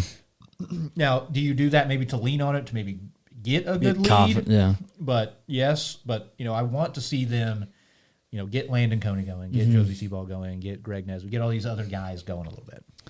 For sure. I think that I've heard from some people that have played. I've never played at the Show Me Center, but I have heard from some people that the lighting's different and everything. So it's just kind of like, it's just hard to shoot there. It's hard to shoot in a huge gym like that, especially like you're playing high school basketball in Southeast Missouri. Like, you're playing in a lot of small gyms. I mean, you're used to that wall right behind the goal. Yeah, and so now you're seeing either fans or those seats that are right there. Yeah. The depth perception is definitely a lot different. So, I mean, like you said, getting those freshmen going early for them, I mean, that'll probably get their confidence up. If they make 3 or 4 threes in that first game, I mean, going into that second, third game could really help them out for sure. Right. And then Scott City Advance final game. It could be a good game. Advance is solid. I think they could hang around, but I do think Scott City is going to probably come away with a big win. Yeah, I think Scott City will win by 25, 30 plus. Yeah. So we'll move in. We'll go back to the top of the bracket on the winner's side. And then we can talk about the consolation side. Actually, you know what? Let's start there. Let's look at the consolation side. We don't have to get super in-depth. Who do you like winning all those rounds on all those games day 2 that you've got? I think Leopold wins that game. I do think Oak Ridge might keep it close for a little bit, but I think Leopold will pull away probably by 20 plus. Oran Kelly, I think, will be a really good game, honestly. I think that Kelly probably will pull away with it, but I think Oran could. I wouldn't be surprised if Oran ends up winning that game. The consolation championships, I mean, you never know who's going to win that game, those games. I think Kelly will win that one. I think Chaffee handles Scott County Central easily. And then I think Advance beats Meadow Heights pretty easily as well. Yeah. Going back to Leopold, or do you want to keep going? And then I've got, I the one change was obviously I had Bell City beating Chaffee. Yeah. And so, I've got Bell City advancing. Yeah. Bell City, once again, Advance is going to be tough. They're on the bottom part of the bracket, whoever they play, Chaffee or Bell City. But I would have, if Bell City is there, I do think they're going to get to the consolation final. And out of the top part, you mentioned, Kelly Leopold could be an interesting ball game. Yeah. I'll lean Leopold The same. as of right now, and then for me it'd be Leopold, Bell City, and I think Bell City would be the one coming away. So then I have Leopold Chaffee, and I'm gonna say Chaffee. So basically, whoever loses that game, I think will win the consolation championship. But I definitely agree with you there. So going back over to the winner's side, Jackson Delta. I mean, it's a game where if you said, it's a Class 1 school. If Delta won, it'd be a crazy upset in a way. But Delta's a good team. Delta's a very good 8 seed. I do think Jackson's going to win. Yeah, I agree. I mean, Delta scores 88 points a game. That is true. But Jackson's defense is the best in the tournament. No, yeah. I mean, it's the best in the tournament by a wide margin. Yeah. I mean, they've got a size advantage across a lot of positions. Jackson, they have obviously a John Ernst inside who's 6'8". But outside of that, I mean, just good positional length. Jory Toma is a phenomenal athlete, 6 foot plus. Will Thomas is a 6'2", 6'3" point guard. Ty Forrest, decent size. Oliver Drum, good size on the wing. Drew has, good wingspan. So, yeah, I mean, I think Delta could cause problems. There's a world in which Jackson turns the ball over too much. Yeah, for sure. Jackson turns the ball over too much. That is their one Achilles heel. Yeah. They lost to Sykeston by 8, and they had 21 turnovers, I think, in the ball game. Yeah. And I mean, it was still an 8-point ball game. They turned it over too much. The games they've won, they've turned it over too much. So I mean, Jackson held Sykeston to what, 57? Yeah, 55. I mean, I don't think Delta scores as much as I think they might keep them under 55 as well, 55, 60 points. Yeah. I mean, if Jackson held Sykeston that low, I don't see how if you tell me this is a 30-point game as well, I wouldn't be surprised. Right, I agree. I mean, I think a lot of Delta fans especially will probably get ahead of themselves, maybe. I don't know. I mean, I think that they see those point totals and be like, oh, wow, we might hang with Jackson, but Jackson's defense, like you said, is far and beyond the best defense in this tournament. Yeah. So I don't see. Yeah. So Notre Dame Charleston. Where's your head out there? What do you think? That's going to be the last game of the night on day 2, 9 p.m. Should be a big one. Okay, my first precursor there is I don't ever like watching these teams play each other. I don't either. Because last year I know exactly what you said. I did play-by-play for this game, and that was the worst experience of my life. What was it, like 25-23 final score or something like that? Yeah, I think there was like an offensive explosion at the end. I think Notre Dame got to like 33 points. Okay. It's like 33-26. You talk. I want to find this. Okay. Game. Yeah, I don't know. I think this team's already played once, and Notre Dame beat them. I don't know. I think Notre Dame wins this game as well, but this is a game where you might flip a coin and be like, Charleston win this game. Notre Dame might win this game. I think Notre Dame will probably control the tempo of the game. I think Notre Dame will probably win, but like I said, I wouldn't be surprised if Charleston won this game as well. 39-26. I wanted to stab my eyes. It's a barn burner. I hated every second of it. Neither team could make a layup. Yeah, that was bad. It's like, that was a great defense. No, it was the worst offense I've ever watched. Yeah, I mean, I don't want to be reductive, but this feels like whichever team makes the most threes is probably going to win. I think Notre Dame does that. I think Charleston has one or two guys that can make a bunch of threes, but I think Notre Dame has more. I will lean Notre Dame as well. That's just because I'm a little bit of a homer of the fact that I really like those young kids from Notre Dame, and so I'm going to lean them. But Charleston is older, more experienced. Trayshawn Shandon is one of the best individual players in the tournament. He's a guy who, if he gets hot, I mean, he can just go for 30. Yeah. He could hit 6-7 threes himself. He's going to be a problem. But I'll give Notre Dame the advantage. But like we've talked about a few times, some of these teams, they've already seen each other, and that's always tough to try to rematch a team you've seen 2 weeks ago. So, moving down, bottom half of the bracket, Woodland, Chaffee. I like Chaffee a lot for me. You have Bell City here. I like Bell City a lot if they're here. But I think Woodland's on a different level. Yeah, I think Woodland wins this game by 30 plus, I think. I mean, I don't see – I mean, you have Chaffee. I have Bell City there. I mean, Bell City lost to Bernie, who Woodland beat by 12. I think they lost him by 30, so I mean, it could be a 35, 40-point game. Yeah, no, Woodland's really What's crazy, we're talking about Jackson Shock a while ago. I'm pretty sure he comes off the bench. Does he not start? I don't think he started. I know the first game he came off the bench. Other than that, I haven't watched the recent games, but I know the first game he came off the bench and had 23 points. I can't remember now. I watched the Dexter game. I genuinely can't remember. Okay. Yeah, I mean, he might come off the bench, but I mean, he might give him 30 points off the bench. Yeah, he's still going to play 25 plus minutes, 28 minutes. Right. And then the bottom one, Landon, Cape Scott City. So look, I'm just going to tell everybody right now, I'm going to have 2 separate brackets in my mind. if Tyshaundre Edwards is magically playing and magically healthy, I have reason to believe he won't be. But if he is healthy, if he's playing, I think they'll beat Scott City. I agree. If Tyshaundre plays, Cape wins. If he doesn't, if Tyshaundre's not there, which we're going to work under the assumption that he's not. That's yeah. the road we live in right now. Yeah. He's not playing. He hasn't played. I'm going to go No Scott Tyshaundre City. Edwards. I'm going to go Scott City. And I don't think it's going to be genuinely close at all. I know. It's just crazy in my brain to say that. I know. I feel like it can only be close just because it feels right. Right. I mean, the Scott City guards are just so good. I think that Cape will defend well, but I just think. I think it could be lower scoring. Yeah, I think it might be But, 50 to 40 game, something like that. I am going to lean Scott City. Yeah. Which, I mean, sets up some interesting matchups across the board. I mean, let's quickly take a peek over at the fifth place bracket. Fifth place bracket is going to be a lot of fun. Yeah. So fifth place bracket, if I can say that. If you have Delta losing, you've got a Delta versus we both have a Charleston Delta matchup. Could be Delta Notre Dame. I mean, you want to talk about some fan support that's going to be violently in favor of Delta, whoever they play there. Yeah. That's going to be interesting. So Delta Charleston, this is a completely different matchup now. What do you think about Delta Charleston? I think that could be a coin flip. I think Charleston could run. They're both going to be fast. I mean, they could both score 90 points. They could both score 40 points. I mean, I think that I really do not know with this game. I think I want to lean Delta really bad because I think Delta's offense is legit. Yeah. But I mean, Charleston's Charleston, and they could get hot from three and keep it close. Yeah. I really don't know what this game. Delta, I respect you. I appreciate you. I think they're very good at basketball. I do not want to be labeled a hater because I do think they're good, and I think they could win this game. But I'm just going to pick Charleston. I'm going to go Delta. I'm going to go Delta just to be different. I just don't. It's just hard for my brain. I'm just going to pick Charleston. I get it. I'm going to go Delta just because I think their offense is going to. I don't know. I think their offense is going to be. I think the fans are going to get into it, like you said. I think Delta's going to have some fun and beat Charleston. I think they're going to beat Charleston, honestly. And then for me, it's Chaffee, Cape. You have Bell City, Cape.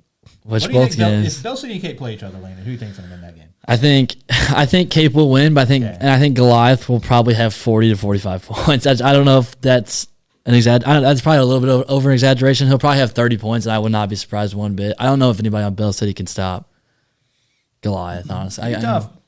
They have kids with decent size, but yeah, the question is, if Caleb Richardson gets in foul trouble, it could go downhill. Conversely, the other way, if Goliath gets in foul trouble, I mean, things could get Bell City could have some. very dicey. Yeah. For me, I have Chaffee, Cape, where I think Cape is going to win that ball game. I mean, a lot of it predicated on the fact that I'm hoping Cape's guards get going because I want to see them get better. I want to see this team be improved with or without Tyshaundre. Yeah, for sure. And then that for me sets up Charleston Cape, which if that's the case, I'm going to pick Charleston to win the game. I like where Charleston's at. They've got good guards. They have decent size.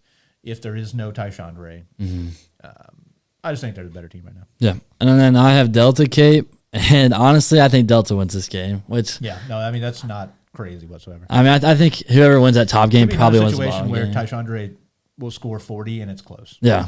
Oh yeah. I agree. I don't know if anybody on Delta can stop Goliath. No. I mean, I think Delta could also score 80 points. Well, I don't know.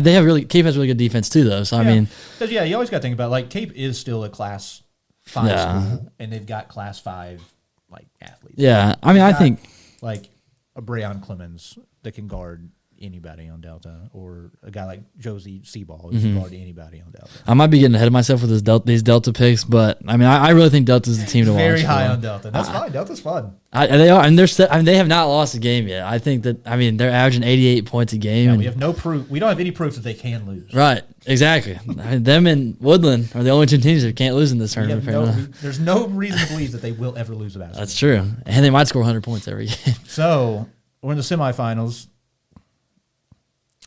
Jackson, Notre Dame up top. SEMO conference rivalry. Every year they play each other 2-3 times. Bottom part of the bracket, Woodland, Scott City. Scott City lives in the gulag, being matched up against Woodland year after year. Everywhere they go, they see his face, and it's Woodland, and Woodland is beating them. I think in that third place game last year, I think Scott City was up by 20. And I looked up about 5 minutes later, and Woodland was up by 5. Yeah. I mean, it was honestly crazy to watch. Yeah, I want to go back. So in that game, it was 81-76. Woodland won. And then, you scroll down. They faced off again. In the district championship. In the Class 3 District 2 title. Yeah. And I don't remember who it was. Was it Layton? It was one of these kids.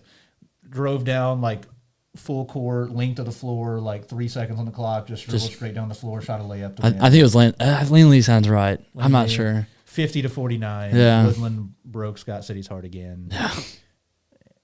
I mean, which one do you want to talk about first? Go for it. I'll do Jackson Notre Dame first because I think this one's going to be easier for me. I think Jackson wins this game. I think if Notre Dame shoots the lights out, they can keep it close. But I think Jackson will honestly handle their business well. I mean, I think Jackson wins this game by 10 at least. If Notre Dame stays in it, it's because they're hitting threes. Yeah. They're forcing turnovers. Because they showed in that Charleston game in the SEMO conference the ability to get up, play full court, and make things difficult. And they went on a big run. They hit 3 threes or 4 threes and 4 consecutive possessions in the third quarter. Mm-hmm. But yeah, this is another thing. Right, Jackson defense. I think they're just going. Yeah, I think they're going to be able to swallow up some of these kids a little bit, and I just think maybe Notre Dame next year, if we could put that team against the Jackson team, it could be a lot more competitive. Yeah, it could be a very good game. But right now, where both these teams are at, I think this is a Jackson. I just think Notre Dame has less experience as well. Maybe yeah, for sure. And I can't say much about Jackson because they did lose 4 starters. They lost a ton. But at the same time, it's still sophomores against juniors and seniors a lot of times, and also Notre Dame doesn't really have anything inside for John Ernst. You're right. I mean, yeah, I don't see it. I mean, it's going to be a lot of they could be doubling him, things like that. But when teams double John Ernst, Jackson had a lot of success. And I just don't think if Jackson doesn't turn the ball over, I don't see any of. I mean, it's going to be easy for Jackson to win this game if they don't turn it over. And then, on the bottom part, Woodland, Scott City. I'm sorry, Scott City. Another year. Woodland, going to win. They are. They really are. They're going to win. The Woodland's going to win. I mean. But if they don't, I'd be very happy for you, Scott City. Yeah. This sucks. You guys just keep having to play Woodland. It does. They just keep beating you in depressing ways. This could be a good matchup. Yeah, I agree. I mean, Scott City looks good. They do. They've got dudes. They got guys that can shoot. They got guys that can defend. They got good size. They're going to be bigger than Woodland. They are going to be bigger than Woodland. But right now, just Woodland finds ways to win. They found a way to win against Dexter. I think Dexter's a pretty good team. And so it could be another 1-possession, 2-possession game. Yeah. But I'm just going to lean Woodland right now. I just think Woodland will speed them up a little too much. I think Scott City's going to want to play their game and run their plays, but I think Woodland's just going to be like, you're playing my way, and that way is going to be shooting a lot of 3-pointers, playing fast. And I don't know if Scott City. I think Scott City will keep up with them, but in the grand scheme of things, I don't think they really will end up keeping up with them. But like you said, if Scott City does beat them, I wouldn't also be surprised. Woodland can have a cold night like they did against Dexter, and Scott City could be lights out. Max Snyder could make 7 threes, and Scott City wins by 10. Yeah. So, I think Woodland will win, though. I think Woodland will win, and it sets up. Okay, third place game. Notre Dame, Scott City. Yeah. What do you think? I think Notre Dame wins. Think Notre Dame over Scott City? Honestly, yeah. It's going to be – I think that'll also be a really close game. I do think Notre Dame wins, though. I think that Notre Dame – this is a really well matchup game. I think Scott City beat them as a 12 seed 2 years ago, maybe, a 12-5 game. I think Scott City beat them last year as well. They did beat them last year. They beat them last year, yeah. So I think Notre Dame will get the monkey off their back, and I think that Notre Dame will win this game. Mm-hmm. But I think it would be. I also would not be surprised if Scott City won this game as well. Yeah, they got blown out by Scott City last year, and that's the game, right? The Max Snyder. Max Snyder had 8 threes. Yeah, they won 80-63 last year in this ball game, and now I'm changing my pick. I want Scott City. Yeah, I was going to pick Scott City. I'm going to pick Scott City just because. Yeah, Scott City's more experienced. Right now, I like the young guards in Notre Dame. I like Cole Adams a lot. I think Cole Adams is going to be on the all-tournament team. That's not something we're really talking about picking here today, but I think he's going to be on the all-tournament team. He's a kid who scored 30. He averaged 20-something for this SEMO Conference tournament, probably. He averaged 20 for the SEMO Conference tournament. he's a very, very good basketball player. I like the kids behind him. I like the young guys. I like Braden Robert. I like Pharaoh, and I like Herbst, and I like all these kids. And Rubel's a really, really good long athletic kid. And but yeah, Scott City. I'm just leaning a little bit. They just got a little more experience, and I think it's gonna be a good game. I think it could be closer than it was last year, but I'm gonna lean Scott City. Yeah, I don't think it'll be a 25-point game, but I think Scott City will win. And then championship, we both got the same thing. Jackson Woodland. This is your worst night. This tears my heart. I already ran this in the girls' Christmas tournament, so this is round 2 of this. This is your worst nightmare, Landon. Graduating from Jackson, working at Woodland, employed at Woodland. You're gonna wear like the split Donna Kelsey. I'm gonna have to. I mean, they're both red, so maybe I'll just wear like a plain red shirt. Red and black. Yeah, I mean, I can't go wrong there. So yeah, I mean, this is the game everybody wants to see, and this is another example. The only people going to be rooting for Jackson are Jackson fans. 100%. And so it's going to be a massive Woodland advantage in crowd support. It's going to be Woodland's going to come in doing the whole like us against the world thing. And it's going to be, they're going to give Jackson their best shot. What do you see here? What's your what do you think? What do you call? I think this would be a lot like the game against Scott City last year for Jackson. I think it'll be very, very similar to that game. I think Jackson will be in control of it, but I think that Woodland will keep it close throughout the entire game. The only reason I'm leaning towards Jackson, which I don't know if I'm allowed to say that or not. I'm leaning towards Jackson just because they have the experience. Woodland's going to be so hyped up coming to this game. Like you said, it's going to be their mindset of Woodland against the world. Woodland wants to prove themselves. I love Coach Kinder over there. I love Corbin Kinder. This hurts me to do. I think Jackson wins just because of their experience, and nobody's going to be able to guard John Ertz in the post. I really don't believe that, and I think Jackson's defense will.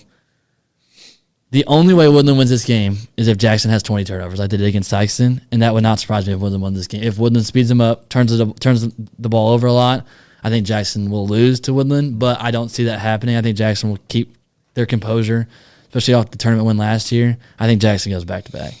This is going to be interesting looking at matchups, right? So John Ernst is going to be 6 inches taller than anybody on the team. Now, that doesn't mean everything, right?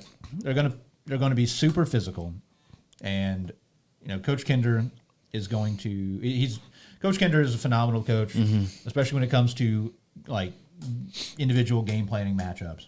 He is going to whatever he draws up. It's going to be very, very tough. I think for Ernst. I mean, they could be going a zone, which that's what I would be doing here. Jackson can hit shots, but they've not shown the ability to consistently hit shots from the outside at a high level. You've got guys like a Toma, like a Thomas, like a Forrest that can shoot. But once again, they've never really shown like, hey, this is how we're going to play basketball. They've never really had to do that really at this point in the season. So I really think they're going to pack it in. They're going to make it just ungodly difficult to get in the paint, which is what Jackson wants to do. They want to, whether it's Ernst on the block and he gets doubled, and you've got Will Thomas cutting, and you've got Forrest cutting, Toma cutting. All these kids score at the rim really, really well. That's what Jackson wants to do. They want to get it inside from every angle and score around the rim. And then on the other side, Woodland is a team that can beat you from the three-point line. They, Jackson's shot can get as hot as anybody. Corbin Kinder is just purely as talented as anybody. Leighton can hit shots as good as anybody. And, they've got guys that have moved up this year off of a very, very good JV team from a year ago as well that are providing a little bit more depth even. I mean, they lose a guy like Lane Lee who is, phenomenal guard. But yeah, I mean, this is going to be a heck of a game. Yeah, they're going to pack it in, I think, and they're going to make it difficult for Jackson. Can Jackson not turn it over, like you said? Right. Can they, if they get a lead, can they sit on the lead and actually play with the lead, which they have not shown the ability to do at times. Right. They got a double-digit lead against Poplar Bluff, blew it. Bluff led by 3, but Jackson turned around and won the game. They had a 15, 16, 7-point lead against Dexter, blew it. Dexter was leading by 5 with like 2 minutes left in the game. Jackson found a way to win. They're playing with fire.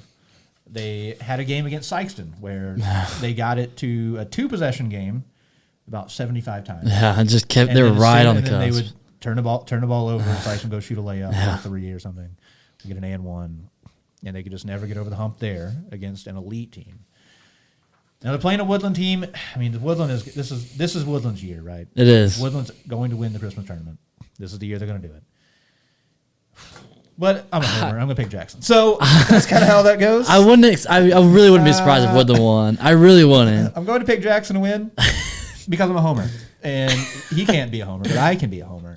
I graduated from Jackson. I don't work anywhere.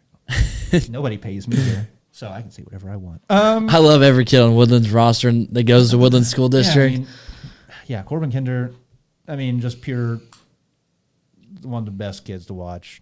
He's a great kid, too. He is. He's an awesome kid. You can't ignore just his story in life. Jackson Shock. I love Jackson Shock. I watched Jackson Shock shoot hilarious shots and just drain shots in people's face in JV basketball and get teed up in JV basketball. He was one of the funniest, most entertaining players I've ever watched in Jackson JV basketball history. He would be 2 for 15, and they'd be losing by 7 with 2 minutes left, and he'd go hit 4 threes, and it was the most fun experience ever. I can't wait till Jackson Shock's on the varsity, and then he moved to Woodland. He's going to be in this game, and it sounds crazy. The way he plays could really determine this game. Yeah. If this is a Jackson Shock is 6 for 8 shooting threes, this could be a Woodland win. Yeah. If he puts too much pressure on himself and he's 1 for 12, this could be a Jackson win. Which I think, if you look at last year's schedule when they played Dexter in the SCAA championship, he got teed up in the first 5 minutes of that game, I think, and they lost by 30. So like you said, it's going to depend on how he plays and how he composes himself. If he's well composed, which I hope he is, because I hope both teams' best players play against each other. If he's not, and he gets in foul trouble, or he gets a tech for some reason, Jackson could run away with this one. And it'll be interesting. If it comes down to a close game, both teams have good free throw shooters. Shock is a good free throw shooter. Kinder's a very good free throw shooter. Layton's a very good free throw shooter. Huge free throws the other day against Dexter. They hit clutch free throw after clutch free throw after clutch free throw late in that ball game. They hit clutch shots, right? Kinder hit a big 3, I think, late in the ball game. Yeah, once again, I'm going to pick Jackson just because, I want to, but I picked Jackson as well, but Woodland's very good. It's going to be very fun. Yeah. I hope it's a great game. And, there'll be a lot of people there. Free throw line, like I mentioned, John Ernst is a good free throw shooter. Will Thomas is a good free throw shooter. Jory Thomas is an up and down free throw shooter. He came in to, a week ago, shooting 40%. He shot better. It's weird. I think the kid was shooting threes better than he was shooting free throws. Doesn't surprise me. Part of it, I think, it might just be trying to figure it out from football still, things like that, playing his way back into basketball shape. Ty Forrest, pretty good free throw shooter. Ty Forrest is a good free throw shooter. And that's what you got. Their best players have to play well for both teams. Whichever team win, your best players are going to have to play well. But then the X factor, obviously, is going to be those, that getting that third, that fourth option doing something. Or, is this the John Ernst game? Right. He's 6'8". He has never had yet at the varsity level one of these games where it's just I'm unguardable, I'm about to score score on you. If he can stay out of foul trouble, too. Yeah. Other times, it's hard, he's in a tough spot. He's 4, 5, 6, 7 inches taller than the people he's guarding a lot of times. And that inherently kind of screws you over at times playing defense, right? And you're going to things are going to look bad because you're just so much bigger than people. If you get an offensive rebound, it's going to get caught over the back. If you, whatever. If he can slide his feet really well, but, people don't anticipate it, that a guy this big can move this well. And it's they call a close foul on a block here or there, things like that. If he can stay out of foul trouble, is also going to be huge, huge, huge. in these close ball games in a game against a Woodland. Mm-hmm. If you can stay out of foul trouble, I think Jackson wins. If Jackson can get around the bucket and score inside, I think they're going to win. Mm-hmm. But yeah, I mean, they got to be able to do that. I mean, that Dexter game also where they had a huge lead, they shot like 60% in the first quarter. They shot 20% the last 3 quarters. They turned it over a ton. They shot 28% for the game. Mm-hmm. They found a way to win. And that outside, like I'm joking a little bit about me being, I'm not joking about being homeless, but I'm joking a little bit about that being the reason. In the end, I'm going to give it to Jackson because of their ability that they've shown to pull things out. And I think they have a hair of an advantage as far as just size, whatever basketball goes. I think they have a little bit of an advantage. And just their ability to pull out games where things start going against them. Good teams find a way to win. They start slipping away against Bluff, start slipping away against Dexter, and then they found a way to win. So that's kind of where it leads me. Jackson winning. Scott City, I have them getting 3rd. Yep.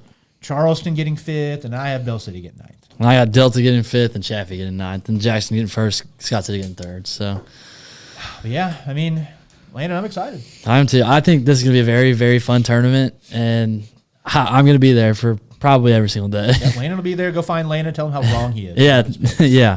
Don't tell me. Go tell me that Delta's going to lose in the first round of Leopold. I'm bad at predicting things, so I take that. For what it is. If you have Delta loses to Leopold in the first round, my bracket would be. Oh no! Light it on fire. Yeah. But yeah, it's going to be a fun tournament, man. I'm excited. I'm very high on this year's tournament. Mm-hmm. I think there's going to be a lot of good games. I think there's going to be a lot of close games. And I've said it 1,000 times. I'm going to keep saying it. I'm going to say it on air all week long. This is the deepest tournament that I can recall. Mm-hmm. Yep, for sure. How do you think A-Corp streaming is going to affect the tournament and the crowd situation? It's a good question. Some people might stay home, but I don't know. Come out to the game. Yeah, I think watching a game in person is the best thing to do for a sporting event. And I get it. The first half of the day, Jackson's going to maybe give up like 10 points to Oak Ridge. Right. That's going to stink. Woodland's probably going to beat Scott Central by 80. Cape is probably going to beat Meadow Heights like by 40, 50. 65 to 20. Yeah. That's going to be ugly. And then Notre Dame is probably going to beat Oran by 35, 40, and that's going to stink. I get that. Mm-hmm. That's second half. The day after Christmas. If you're a fan of those teams, come. Yeah. Provide a little bit of a crowd. That's my only thing. Those early games, it's tough. Yeah. It's tough. I get that. As a player who played at Jackson, you're just playing in a gigantic silent gym. Mm-hmm. That's weird. It is. Somebody come make noise. I get it. Nobody wants to come the day after Christmas, 9 o'clock in the morning, blah, blah, blah. But, yeah, when you get Coach to that. Scott actually, fun fact, Coach Scott used to make us lift weights before our first round games. Really? Tournament. We'd come to the gym at like 6:30 in the morning. We would have a full, like, intense workout. We'd have a basketball practice, and then we'd go play our game. I mean, hey. Because we were going to win by Right. 75. So come watch first day, because the second half of the day is phenomenal. You've got a decent Kelly squad in a 5-12 game. And then after that, you got a good advance. You have a very good 7-10 game at 7:30 between Bell City Chaffee. And you've got a very interesting 8-9 game, Delta Leopold. And second day, come show out. We're going to have an interesting side of the bracket. And then that second day on the winter side, every game is going to be close. Yeah. So interesting. For sure. So fun. Come out, come check it out, come provide a big atmosphere. There's plenty of seats. For sure. The Show Me Center's big.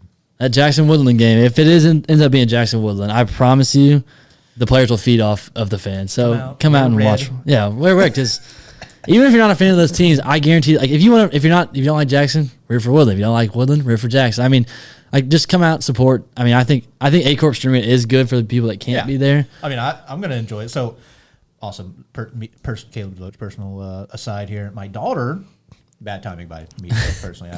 I'll take all responsibility. My daughter was born on the 27th of December. So I'm sorry, Meredith. Sorry for the fact that your birthday is 2 days after Christmas.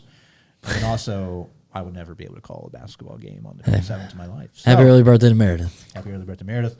Also, yes, so I won't be there at all on day 2, so I will be watching all the games. Or, if you want to listen to myself, if you haven't listened to me enough now, for the last hour and a half, the 2 people listening to this still, I will be calling, and myself, Cody Hinkebine, who does Jackson games with me, Ryan Winkler, who does Cape games, and then Joe Bob Cameron, who does Sykeston games. The 4 of us will combine to call every game of the tournament. All 26 games will be on 104.7 The Bridge. Check us out online, in your cars, if you're driving around. Listen to yours truly. I'll provide the most in-depth 39 to 36 analysis of that 5th place game that I ever did in my entire life. So listen in if you want to. I don't blame you if you don't. Listen in if you want to listen to more of myself talk 104.7 The Bridge. They'll be streaming the games on Acorb if you want to watch them. I understand that as well. Just don't. Come watch the kids. They have fun with it. Come watch the kids. Come watch the games. I was going to say it's cold outside. It's going to be 75 degrees. Yeah, it'll be 70 Ignore degrees. the fact that it's going to be beautiful weather. Go inside a gym. That's where you want to be. That's right. Go watch basketball. It's the best time of year. That's right. And, yeah, Landon, thank you for joining me. Thank you for having me. I really appreciate it. Yeah, it was a lot of fun getting you on here. As always, I always make the comment. Any coaches listening, watching, hit me up. You can come be on the show. Talk baseball, football, soccer, tennis, track, whatever you want to talk about. I would love to talk some baseball in the spring. Yeah. I think we're gonna have a pretty good. We're gonna surprise a lot of people in the spring. A lot of the basketball players, maybe not the ones that play quite a bit, but the younger guys. I mean, I think I have 2 seniors and 1 junior coming. And that I had in the fall. I think Jackson Shocks and Corbin Kinder are both going to play baseball, possibly. If you're listening to this, please come play baseball. But if they don't, we'll have 2 seniors and 1 junior probably. And other than that, I mean, like you're talking about.